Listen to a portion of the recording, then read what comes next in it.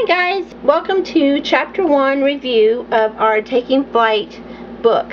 We just started this one, and so after reading the first chapter, I'd like to hear how you guys felt about it. I found some of the questions at the back were hard to answer at the end of the chapter, and I'm going to show you what I did with those here in just a second. But it's not as easy as I thought. You know, learning to listen to yourself you'd think would be easy. It's you should know better than anybody what you like and what you don't like, and what you want and what you don't want. But especially women, I think, have a hard time listening to themselves, and so these questions were hard for me to answer.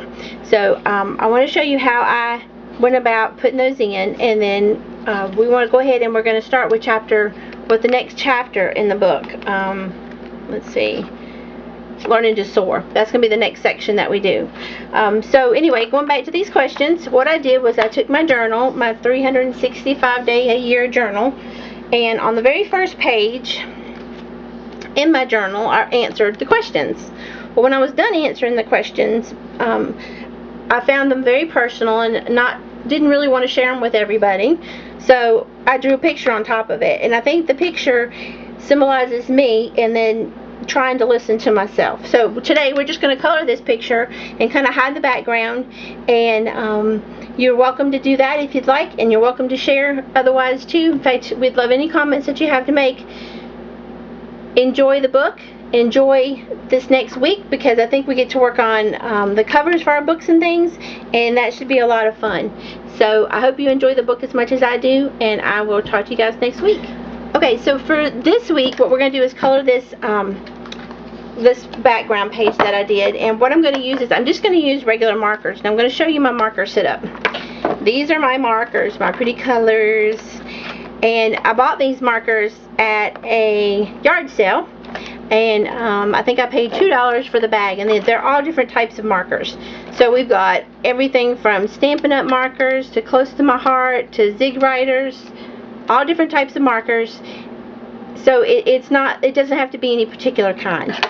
As I go through and show you some things, I'm going to tell you a little bit about it as well. Now, I just drew this in pencil, and I'm going to go ahead and give her dark brown hair. And the only thing you really have to worry about or watch while you're doing this is that you let it dry overnight, because it takes these markers 24 hours to dry on top of gesso. That's the only, I guess, restriction that the markers really have. They cover everything, as you can see. They're just like, you know, same old, they do just like every other marker would do on paper. This one seems to be really juicy.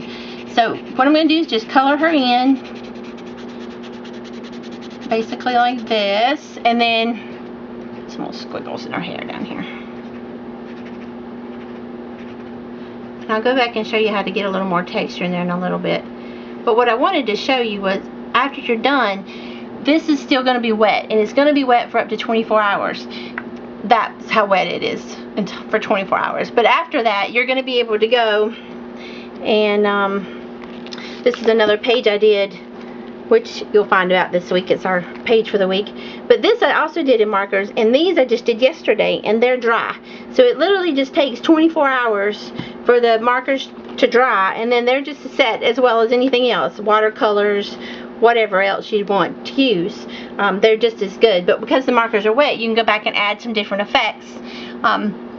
You don't really hear about most people using these markers, or using markers in general, to do their artwork with, because markers are, I guess, almost looked at as a child's art. But I think the markers are the most forgiving, because you can come back in and change colors and add colors, and because of this gesso, I can go in and almost wipe out a lot of the color if I decided to do that. So I like the markers, but I guess you can tell that. So I'm just going to go ahead and just color this piece, and we'll go from there.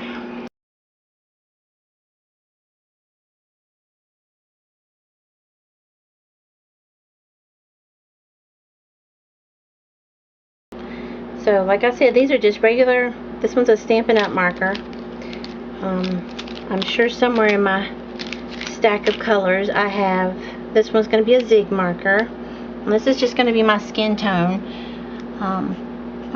It's going to pick up some of those pencil marks, which is not going to be my favorite, but I'm not going to really worry about it. We're just going to go with it. Now the other option I have here is I could go back in with paint and just paint, especially that the Ranger Dabbers. I could go in and just paint this on, and I might get a little more peachier. In fact, I probably will go on and add some Rangers later. But right now I just kind of want to put on the base of the face, base colors, so that I know, where to add my other colors. And normally, let me see if I can find something to clean that tip with. Okay, now it's going to keep picking up this color, but when your tips get black like this, all you need to do is take a paper towel and then just wipe the tips on the paper towel until it comes clean again. The tip's black, but there's no black ink there, so the true color should come out once you start coloring. Now, like I said, because I'm coloring on top of this gesso and everything, and I did not treat my paper, I'm picking up the residue that's left on there from the marker and from the charcoal pencils that I was using. So that's going to add a little color to her face, but I can always go back later and add some of the dabber paints or something to cover up and make it more peachy, which is probably what I'll do before I post it. But I kind of just wanted you to see that regular markers do just as good as any of the other things that we have. I know we like I said before, we tend to forget markers when we think about our art supplies, and everybody wants to go out and buy the newest and the latest thing, and they tend to overlook what they already have. And markers is something that every scrapbooker would have. I'd almost say every mom would have, or if you've got any kids, or if you ever do any stamping or anything of that nature, you're going to have markers and things handy to use. So that's all. We're just going to go in and finish adding a little bit of color on there. Now I will go in with the paint just a little bit and lighten this up some, but this will also do is it'll put in my highlights and my lowlights, so I don't have to go back and do a lot of shading. This will do all that shading for me and make it a lot easier when it gets to the painting part. So again, I'm going to wipe that tip clean before I put it back, that way it doesn't stay that color, and then put it back. Now as you can see, I've divided mine in by colors.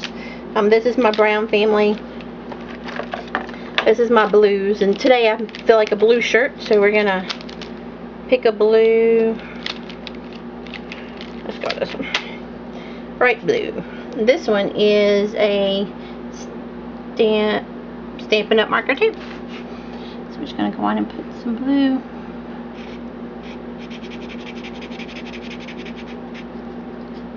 I don't really mind so much the ashiness of the pencils.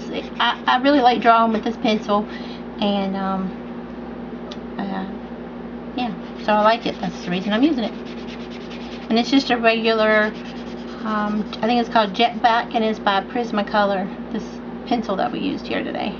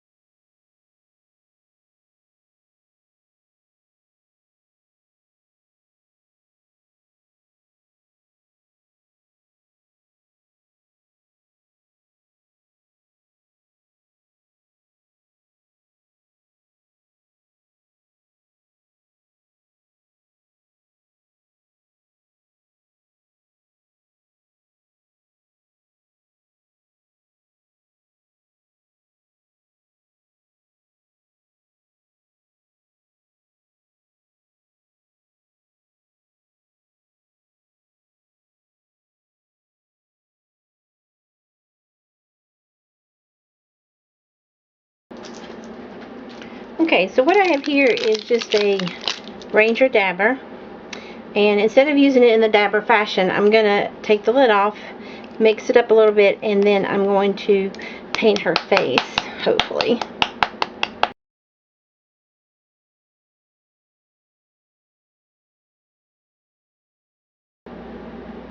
Now normally the Ranger dabbers are not this runny.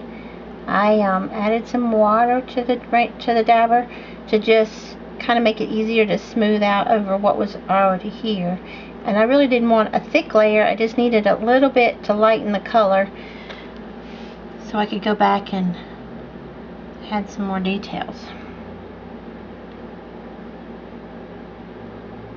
But I really like this paint because you can use it as both a watercolor as well as an acrylic, and it doesn't make a glossy finish like some of the colors would do. And it makes a very matte finish, which especially with these markers is really nice to have. I think I got just a little too much water on that side. I'll let that dry a second. Again, the good thing is you can go back and add in shadows if you need to, but I don't know if you can tell, the water is pulling colors from the hair instead of from the markers, which is actually adding in the shading, a lot of the shading forming, which is nice.